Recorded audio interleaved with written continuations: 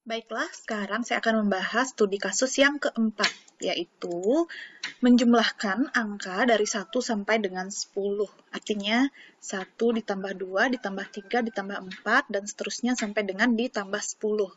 Berapakah hasilnya? Kayak gitu ya. Berarti kan di sini sebenarnya walaupun bukan mencetak angka 1 sampai dengan 10, tapi di sini melakukan penjumlahan. Jadi melakukan hal yang sama yaitu menjumlahkan, menambahkan angka-angka dari 1 sampai dengan 10. Gitu ya konsepnya. Nah, karena ini melakukan kegiatan yang sama yaitu menjumlahkan, maka ini termasuk perulangan kayak gitu. Nah, di sini kita mendeklarasikan I seperti biasa untuk perulangannya dan hasil ini yang akan menampung hasil penjumlahan. Oke, kita mulai dari pertama. Saat belum terjadi penjumlahan, berarti hasil itu masih nilainya 0 kan ya? Gitu ya. Jadi di awal dia harus dikasih tahu nilainya 0 dan nanti setiap kali perulangannya jalan 1, jalan kedua, jalan ketiga, hasil ini akan berubah nilainya. Berubah naik gitu ya. Dari 0 menjadi 1, kemudian setelah perulangan yang kedua dari 1 ditambah 2 menjadi 3, setelah perulangan yang ketiga dari awalnya tadi kan 1 plus 2 jadi 3 tuh, berarti 3 ditambah 3, jadilah 6 pada saat perulangan yang ketiga. Pada saat perulangan yang keempat, 6-nya tadi ditambah dengan 4, jadilah 10, kayak gitu ya.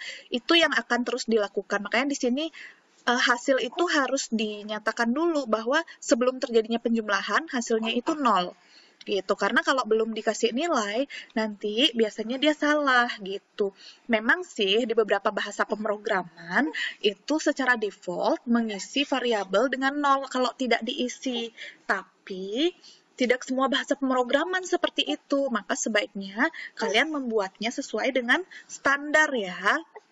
Kayak gitu. Terus jadi karena kita melakukan penjumlahan 10 kali, maka di sini 1 tuh 10. Nah, hasil sama dengan hasil yang lama ditambah dengan I, karena kita menjumlahkannya dengan, bayangkan kalau kalian ingin ingat kan kasus yang nomor 3, kalian mencetak angka 1 sampai 10, yang di write kan I, sekarang menjumlahkan angka 1 sampai 10, maka yang ditambahkan itu adalah I, ditambah kemana? Ditambah ke hasil yang lama, dan disimpan kembali di variabel hasil.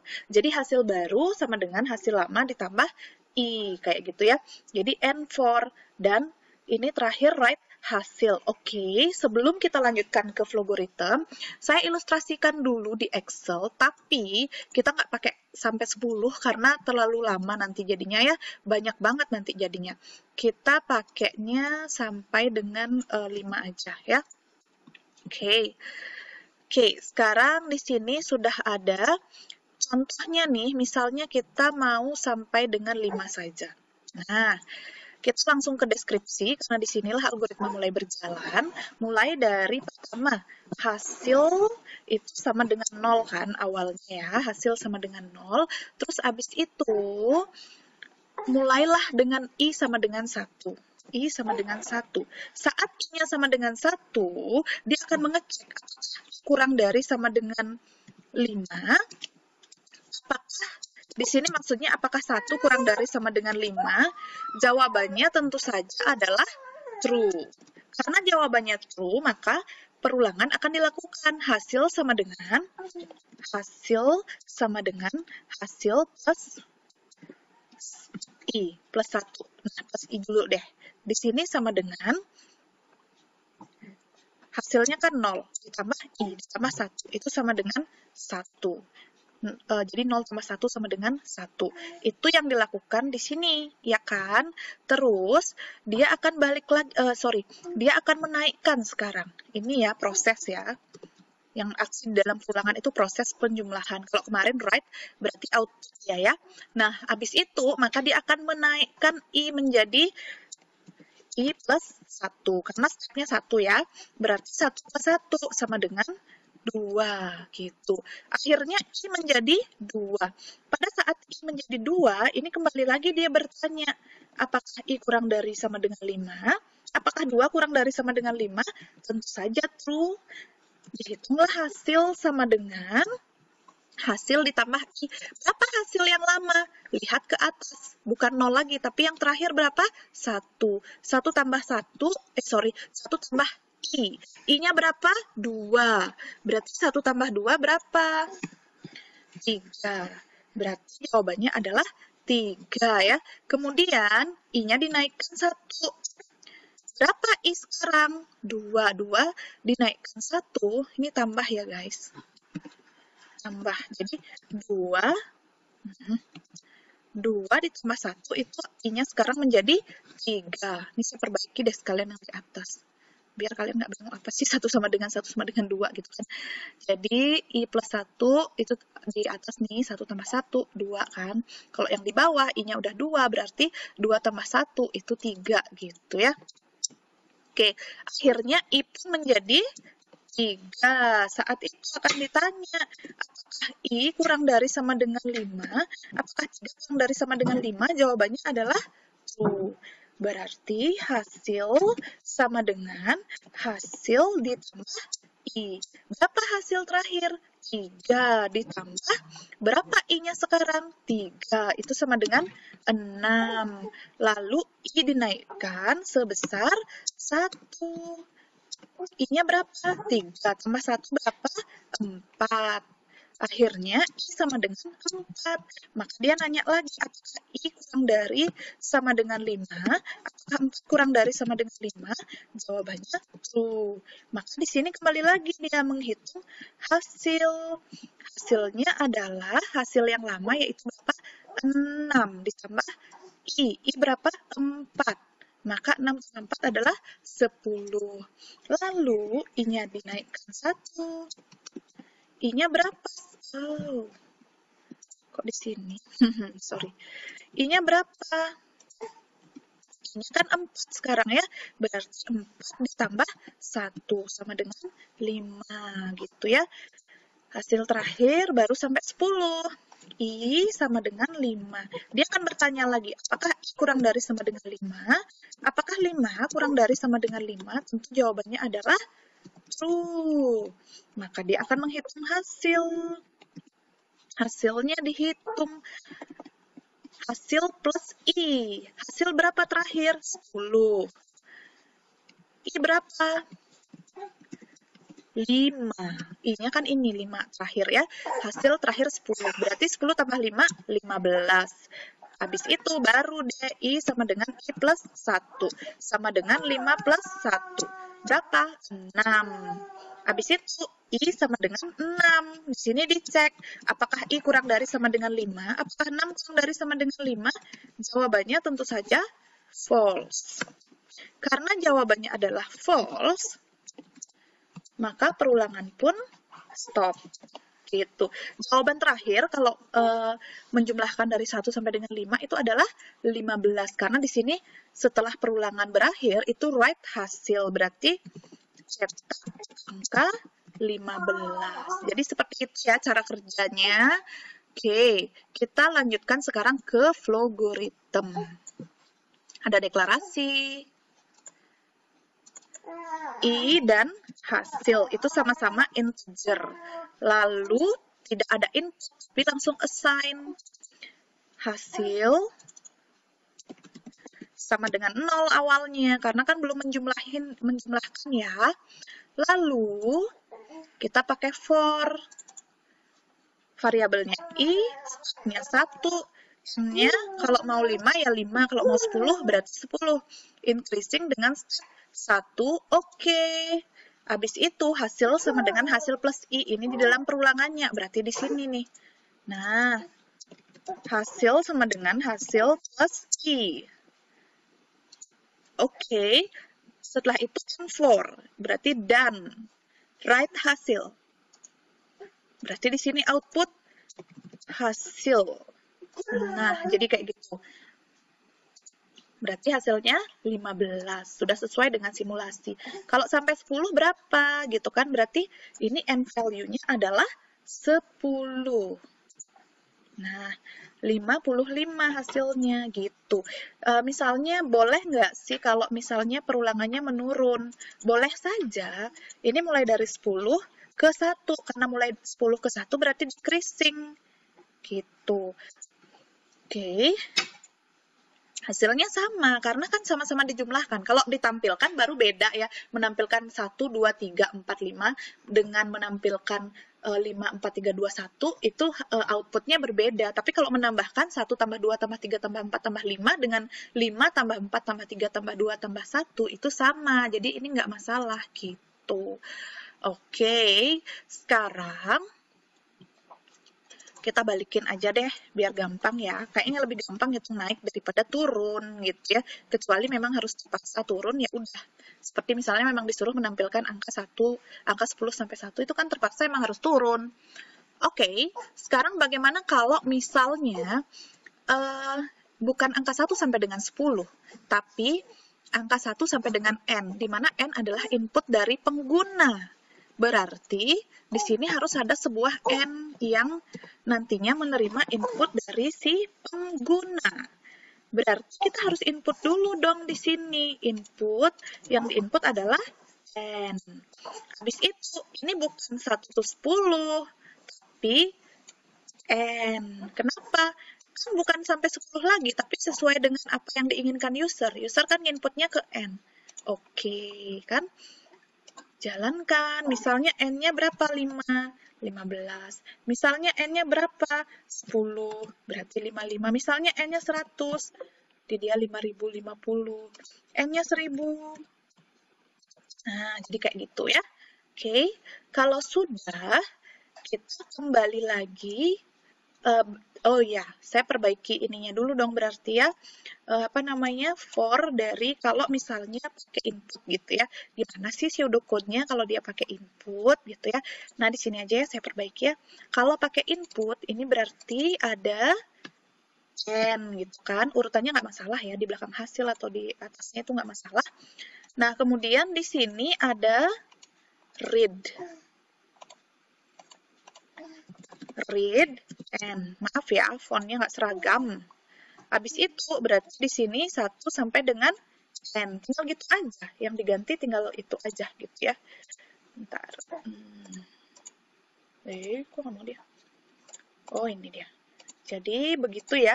Yang diganti tinggal ditambah read n, ditambah variabel n di deklarasi, dan for-nya 1 sampai dengan n. Kayak gitu ceritanya. Oke.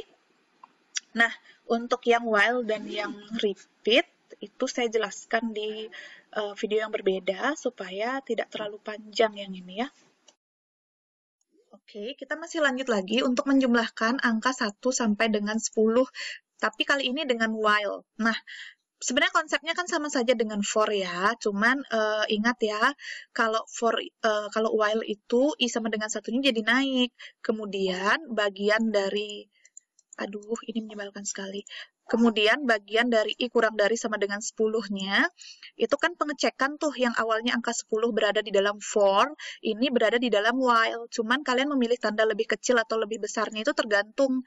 Kalian mulai dari 1, apa mulai dari mana? 1 ini kan lebih kecil dari 10, berarti lebih kecil. Kalau kalian mulai dari 10 dan di bawahnya ini adalah 1, ingat ya, 10 kan lebih besar daripada 1, berarti pakai lebih besar. Gitu.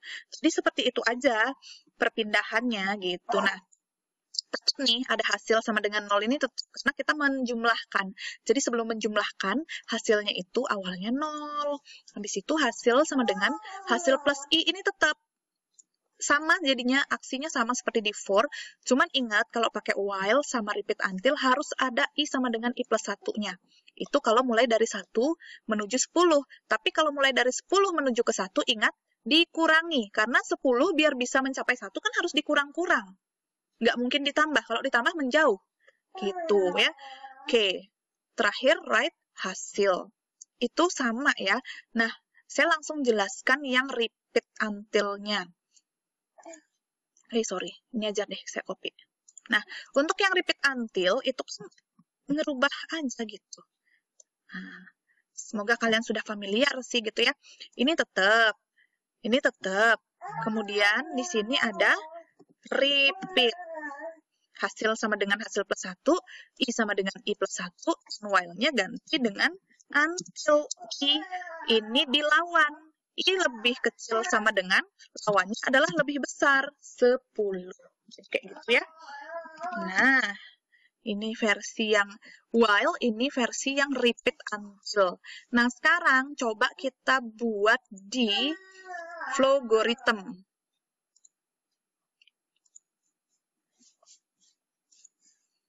Deklarasi, ada I, ada hasil sebagai integer. And then, ada hasil sama dengan 0. Hasil sama dengan 0. Kemudian ada I sama dengan 1. Karena kita mulai dari 1. Kalau misalnya kalian ada pertanyaan dalam hati, boleh nggak I sama dengan 1-nya dulu, baru hasil sama dengan 0? Tidak masalah. Ini tidak masalah dibolak-balik, karena toh juga sama-sama di luar perulangan gitu. Kalau yang hasil ini baru nggak boleh di luar perulangan. Karena hasil ini yang dilakukan berulang-ulang, penjumlahan ini yang dilakukan berulang-ulang, dan counternya ini I sama dengan I plus 1 juga tidak boleh berada di luar perulangan. Kita pakai while. Jadi di sini ada while I kurang dari sama dengan 10. Habis itu apa yang dilakukan di dalam while itu menjumlahkan hasil sama dengan hasil plus 1. Habis itu apa yang dilakukan? Menambah I. I sama dengan I plus 1. Jadi kayak gitu. Ini yang harus ada saya bilang ya. Oke, habis itu diapakan? Ditulis hasilnya, right. Outputnya adalah hasil. Oke, sudah selesai untuk yang while-nya. Nah, setelah itu, kita coba jalankan. Loh, kok 10 dia? Oh my god, hasil plus I, guys. Kalau hasil plus 1 ya iyalah, kan 1 tambah 1 tambah 1 tambah 1 sebanyak 10. Ya pastinya 10 dong, gitu. Tadi itu plus I ya, kok saya nulisnya 1 sih? Oke, 55 hasilnya. Sama jadinya ya. Kalau misalnya mau menurun mulai dari 10, boleh nggak? Oh, tentu saja boleh. Boleh. Tapi di sini dikondisikan dong. I lebih besar sama dengan 1. Kemudian yang ini dikurangi. I kurang 1. Kayak gitu.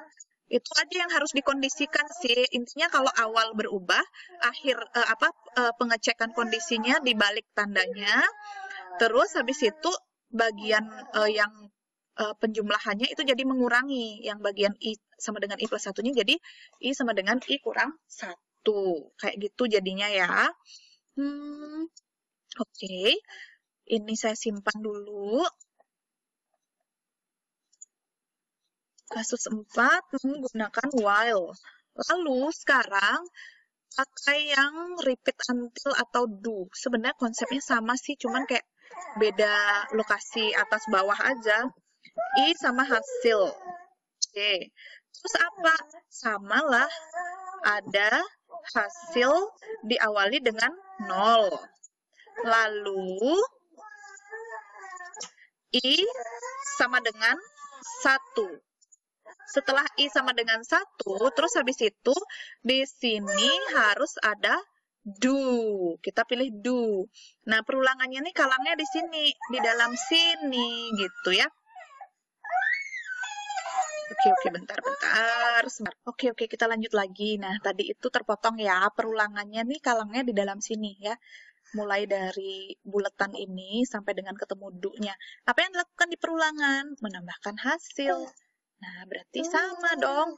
Hasil sama dengan hasil plus 1. Nah, terus baru I-nya dinaikkan. I sama dengan I plus 1. Nah, kalau sudah oke. Mungkin kalau kalian ada yang bertanya, boleh nggak hasil sama dengan hasil plus, aduh kok plus 1 lagi sih, plus I, aduh ya ampun. Maafkan saya. Boleh nggak hasil sama dengan hasil plus I-nya ini ditukar dengan I sama dengan I plus 1? Nggak boleh. Kenapa? Kalau kamu tukar, berarti I-nya udah naik dulu. I-nya berarti pertama kali kamu ketemu angka 2. Berarti 0 ditambah 2 sama dengan 2. Habis itu ditambah 3.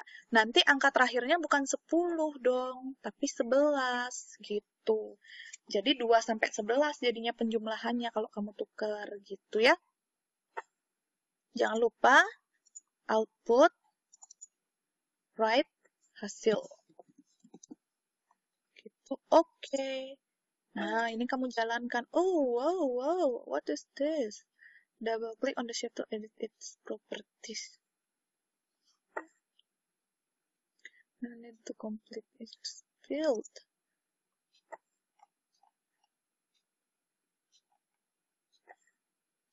Apa ini ya? Oh, sorry. Ya ampun Tuhan.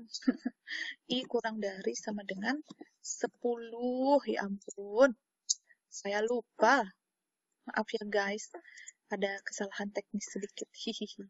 Nah, misalnya nih kalau kalian ingin menukar, oke, kita tukar ya. Kita lihat apakah hasilnya dia 55. I sama dengan I plus 1. Kalau kalian tukar, hasilnya pasti berbeda ya. Dia 65 karena menjumlahkan dari 2 sampai dengan 11. Kayak gitu. Bukan lagi 65. Jadi 55 itu kan 1 sampai 10. Kalau 2 sampai 11 itu 65. Jadi kayak gitu ya.